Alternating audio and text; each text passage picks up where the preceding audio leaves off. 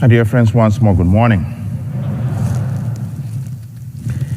We know that in life, when you have to be the bearer of a very difficult message, if you have to be the one to bear some very difficult news to someone, we always proceed by saying, please do not shoot the messenger, right? Okay? Don't shoot the messenger.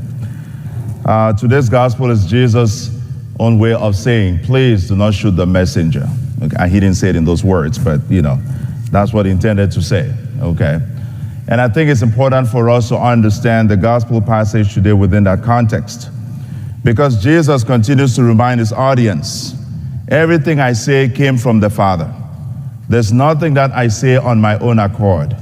There's nothing that I say on my own authority. Everything that I say to you, I heard from the Father.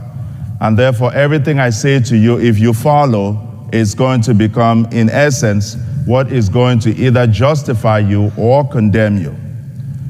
But as we continue our guided meditation, I would like us to look more at the technique or the culture behind what Jesus says.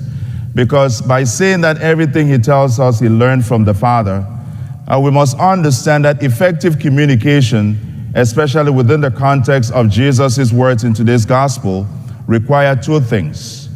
First of all, by saying that everything he tells us came from the Father, Jesus reveals to us the quality of the relationship that he has with the Father.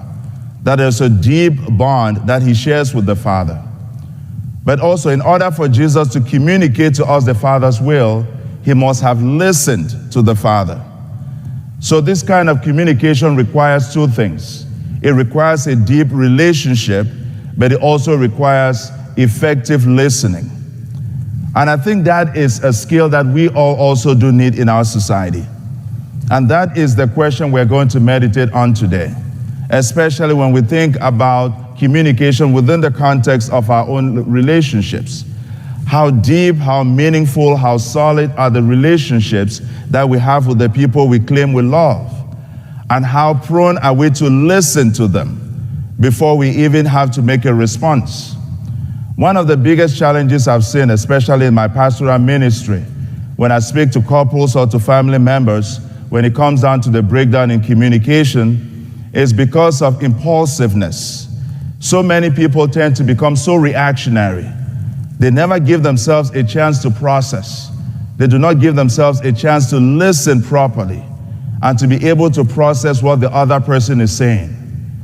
The most ineffective way to have a communication with someone is when you're speaking to the person, instead of listening to you, they are already forming a response in their minds.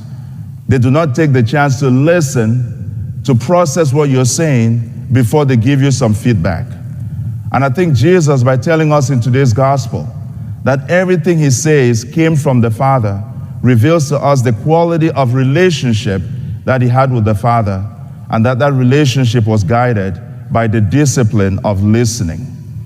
My dear friends, I'd like us to take a few moments and to ask ourselves that question. First and foremost, what is the quality of the relationship that we have among ourselves? And secondly, how good of a listener am I? Praise God.